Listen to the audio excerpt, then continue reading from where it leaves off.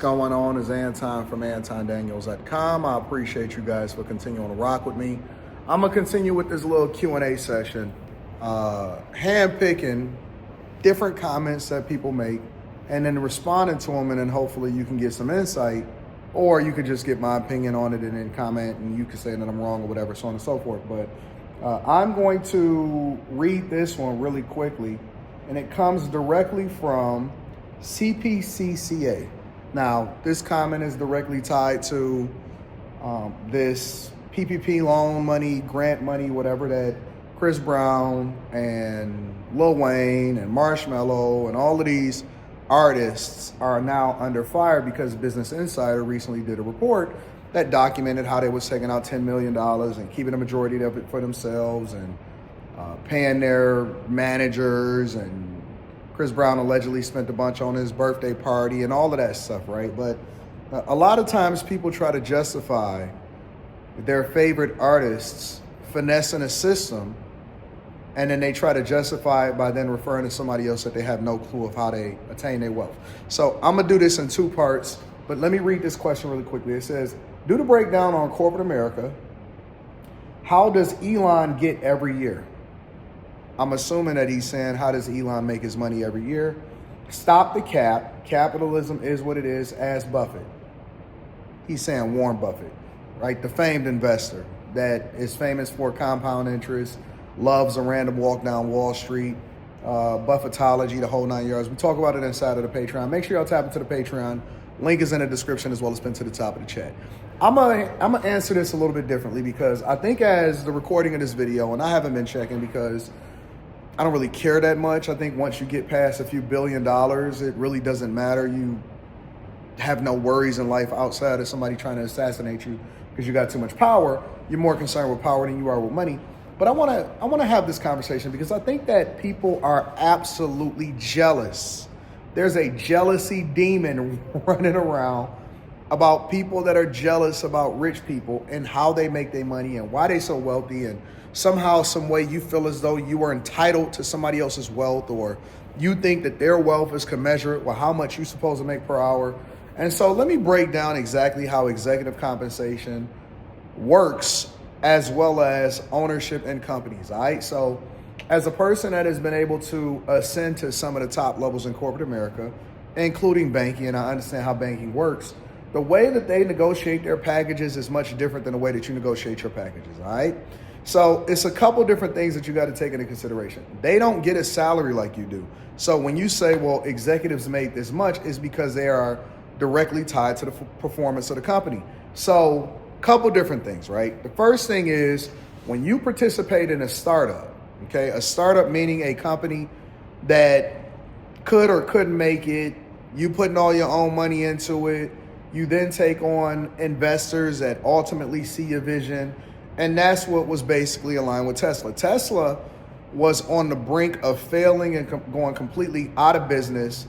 And Elon Musk he said he was days away from filing for bankruptcy, which would have affected his equity into the company because they would have had to possibly liquidate or reorganize to pay off their creditors because they didn't have enough cash to survive. And this was after they filed for an IPO. An IPO was an initial public offering, and that is a private company going public, so basically going in on the New York Stock Exchange and issuing stock options, basically allowing for other people like you and me to then be able to buy into the company, okay?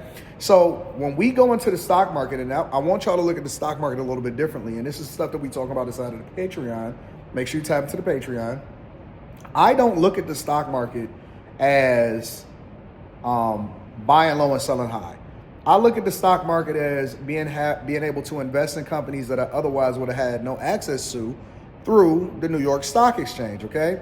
So what happens is once a company reaches a certain level of maturity, bankers then issue or take it public, and it's called an initial public offering. That is when the shares are valued at a certain amount and you're able to buy in at a certain amount. And then after that, everybody else has shares, but the person that originally started the company, or people that are most immersed in an early version of that company, gets a portion of the company. Now, Elon Musk took his own risk. He took money that he made from PayPal, and then he put it all into Tesla. And so he basically risked everything. He risked everything that he ever made, all of the money that he ever made, in order to take this company and try to make it into something that's great. On the verge of bankruptcy. Obviously, he was literally days away from failing. Took out loans and friends and investments and all of this stuff. But eventually, obviously, we know in hindsight, because you don't know what's going to happen. That's why you take risks. That's why business owners take risks. That's why a majority of the business fail. You don't hear from the ones that fail because nobody cares about a failure. You only hear about the successes, and then you hear people that say that they're entitled to get some of Tesla's money because Elon Musk is so rich. But anyways, he took a risk. He put the majority of his income into it. Everything that he had, they said that he was couch surfing. And Tesla exploded, right? Their stock price is a reflection of the people's belief in it.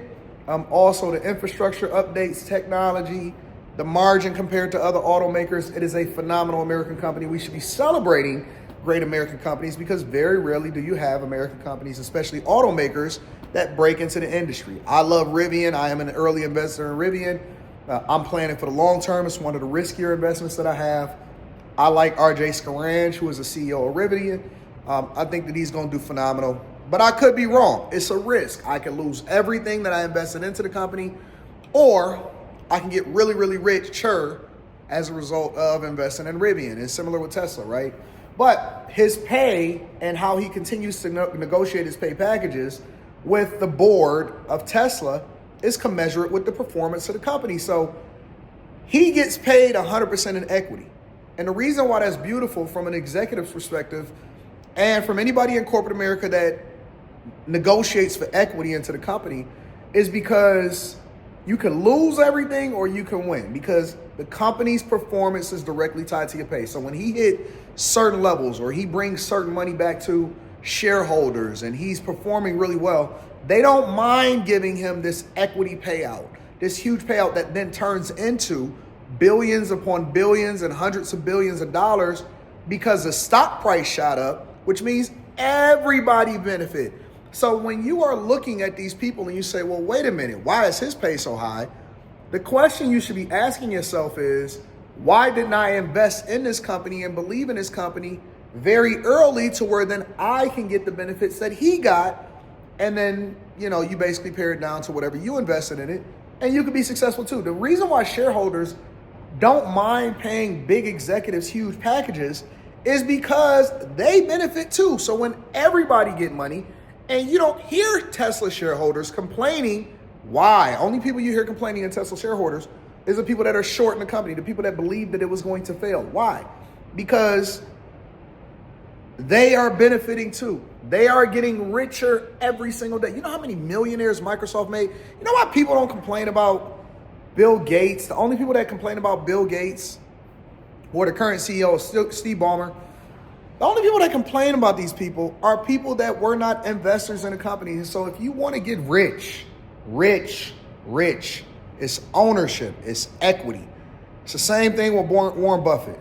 Risked everything, textile company, Berkshire Hathaway, was a failing at some point, invested in insurance companies because of the float money, was able to make other money and so on and so forth. And then he leveraged that with compound interest, one of the greatest investors of our time. All you got to do is go to a library. All you got to do is Google some stuff. And then you can study it. He still studies the old investment reports from Ford Motor Company in the 60s and the 70s because that was the time that they did really great, but the investment philosophy still remains the same. If you believe in something, then it's all about ownership. And the benefits of that from a tax perspective is that you don't pay taxes on it because it's unrealized gains. It's not money that you actually take out. So when you see people having conversations about net worth is where the money at. It's not about cash. It's not about the same thing that these rappers are teaching you. It's not about the entertainment industry. You know what I'm saying? And then you can go over and you can say, well, but he gets money from the federal government. That's from laws that you vote people in to pass on his behalf. So if you look at the infrastructure bill, for example, that Biden passed, he passed it to incentivize the adoption of electric vehicles from all automakers. But one of the things that they were trying to do is to ensure that we had the infrastructure for it. Charging stations, all of that stuff. Well, they aren't doing so well because the federal government is horrible in investing in infrastructure. And so what they did was they reached out to Elon Musk and said, Well, can people use your Tesla network superchargers that you invested and built out for your company and your cars? And this is what we'll give you as a result of it. And so he's able to take advantage of government contracts and legislation that's passed as a result of the people that you put in office. Not even Trump, but Biden put in office because you don't understand how laws work, because you didn't take a civics class, because you don't read these infrastructure bills and things like that. And so you don't understand where all of the money coming from. It's the same thing when it comes to SpaceX. NASA is notorious. Our federal government is notorious for wasteful spending, which is one of the reasons you got the Department of Government Efficiency featuring Elon Musk and Vivek Ramaswamy, because we spend a bunch of money, taxpayer money, on things that don't even matter. And so what happens is SpaceX has been able to innovate the space industry, which also benefits from him being able to launch satellites into the air, which we now use on our planes that fly back and forth. So when you get Wi-Fi on a plane, because he offers a service and he's able to benefit financially from it, that's what then generates the majority of the revenue. And so when you continue to reinvest back into yourself with innovation and good businesses, that is what capitalism is. It then translates into a lot of wealth. And so I'm never mad at somebody that gets rich from offering a service and having equity into the company. The valuation of the company goes up, shareholders benefit, and then they get super rich as a result of it. That is what the American dream is. That's why America is so great. Is capitalism perfect?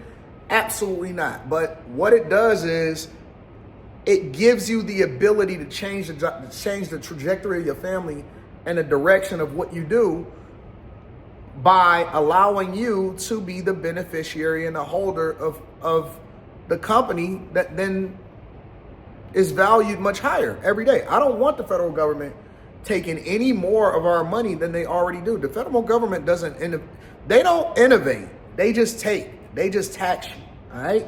So when let's bring it all the way full circle. So when I then see this report, and I report on Chris Brown and Lil Wayne, and they using them as examples. I don't think that they're the only ones, obviously. It's a bunch of them.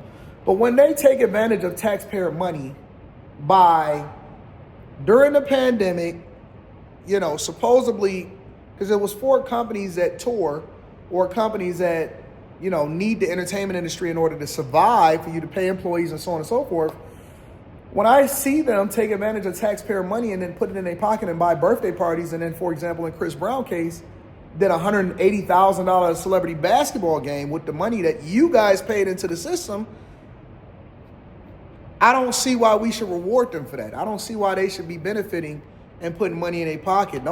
Only people that wouldn't be concerned about that is people that don't pay into the taxpayer system. That's not being overtaxed, because then they'll say tax the rich. And here's the worst part about it. These same types of people will then advocate for the Democratic Party while at the same time benefiting and stealing money from taxpayers, in my opinion. That's what I call stealing.